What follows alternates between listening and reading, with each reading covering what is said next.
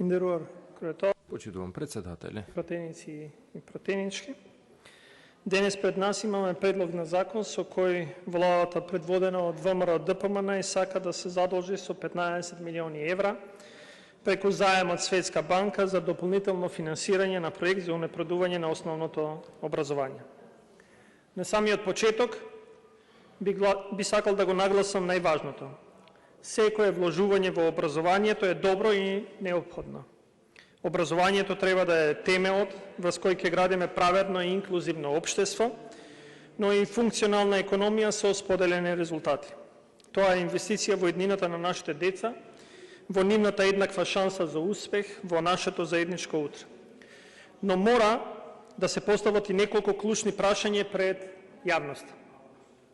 Зошто токму ова ВМРО ДПМН е партијата која во 2021 година истиот проект го блокираше и оцрнуваше. Денес се обидува да го прикаже како собствен успех. Што е тоа што се промени? И уште поважно, зошто владата ни предлага ново задолжување во услови кога јавниот долг има засилен тренд на зголемување, кога државата е турната во должничка спирала и кога истите тие што не задолжуваат немат храброст да излезат пред јавноста и да и кажат каде одат тие пари и под кои услови. Треба да бидеме искрени, денес не расправаме само за овие 15 милиони евра. Пред нас е точка на дневен ред која е израз на моделот на владење кој повеќе од година дена е наметнат. Модел кој се темели на непромислено задолжување, на прикривање на вистинските бројки на политичко лицемерие. Ова задолжување од 15 милиони евра е само символ, дел од една поголема слика која власта се обидува да ја држи подалеку од очите на јавноста. Почитувани, ако сакаме да ја разбереме реалната состојба на јавните финансии, доволно е да ги погледнеме бројките кои ја портретираат сликата. Од 1 јули 2024 година до 1 септември 2025 година Северна Македонија се задолжи за над 1,8 милиарди евра.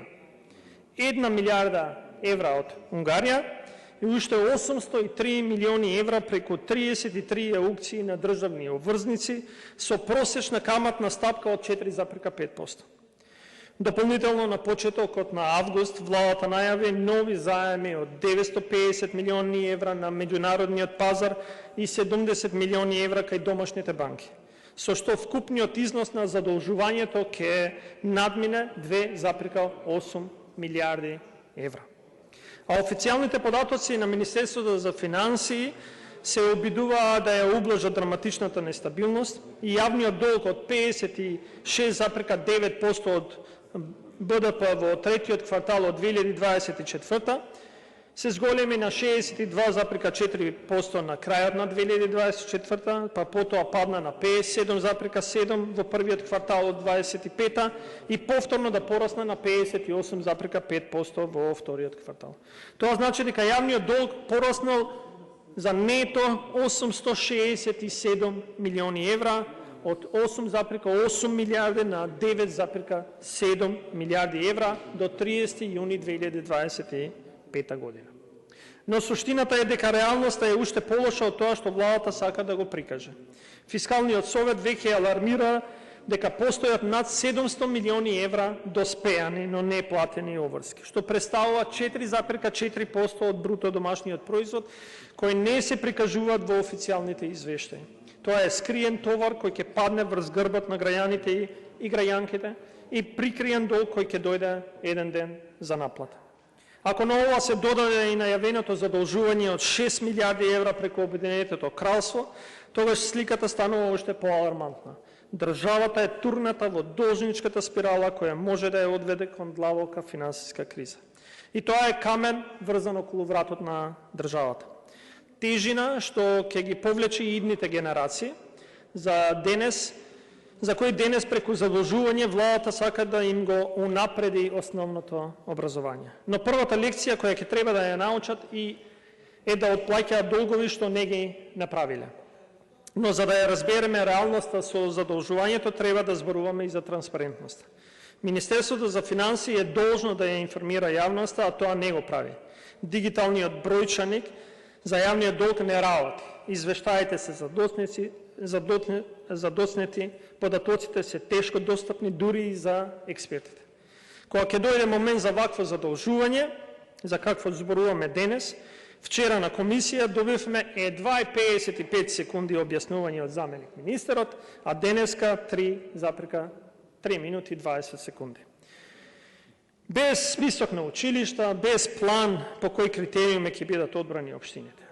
Владата тврди дека ќе гради, но не кажува ниту што, ниту каде. Се крие, а истовремено ја задолжува државата. И тоа не е одговорност, тоа е злоупотреба на довербата која е дадена од страна на граѓаните. И сега доаѓаме до најважното. Зошто државата се задолжува со милиарди кај меѓународните кредитори, а ги пропушта парите што ги нуди Европската Унија? Планот за раст на Западен Балкан е историска шанса. Европа ни стави на располагање конкретни средства за интеграција и подобрување на стандардите уште пред да станеме членки на Европската Унија. Но Македонија остана без функционална финансиска структура. И фактите се јасни. 43 милиони евра за реформска подршка остана неискористени. Уште 52 милиони евра аванс не се ставени во функција. Дополнително од очекуваните 17,1 милион евра деновиве на државата и се одобрија само 8 милиони евра, затоа што реализирала само 40% од потребните реформи. И тоа не е вина ни на Бугарија, ни на Грција, ни на СДСМ, тоа е вина на оваа влада која не успеа да го исполни својот дел од обврските. Наместо европски пари што не мора да ги враќаме, владата избира кредити и задолжување што ќе ги отплаќаат идните генерации. И затоа, почитувани, кога денес ќе гласаме за овој предлог проект, важно е да разбереме дека ова не е само прашање дали ќе изградиме неколку училишта. Тоа е прашање за моделот на управување со јавните финанси, за тоа дали државата ќе ја турнеме уште подлабоко во должничката спирала или ќе најдеме начин да вложуваме одговорно и транспарентно.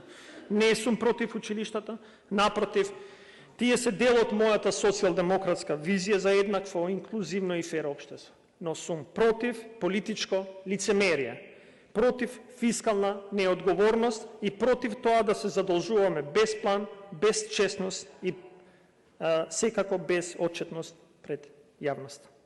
И ова задолжување уште еднаш ја разоткрива суштината на власта на ВМРО-ДПМН. Проект што во 2021 година го блокира, денес го представуваат како собствен успех. Во меѓувреме, наместо да понудат своји идеи, тие молчат за новата стратешка рамка со Светска банка за периодот 2024-2028.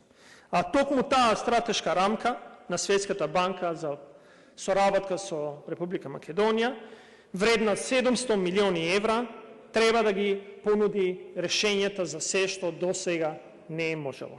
Но таму треба да бидат новите визионерски проекти што ќе ја трансформираат економијата и секако јавните услуги. Но нив, за жал, ги нема. И наместо тоа се продолжува со политика на засилено задолжување, додека шансите за европски пари и за вистинските развојни програми остануваат неискористени. Благодарам.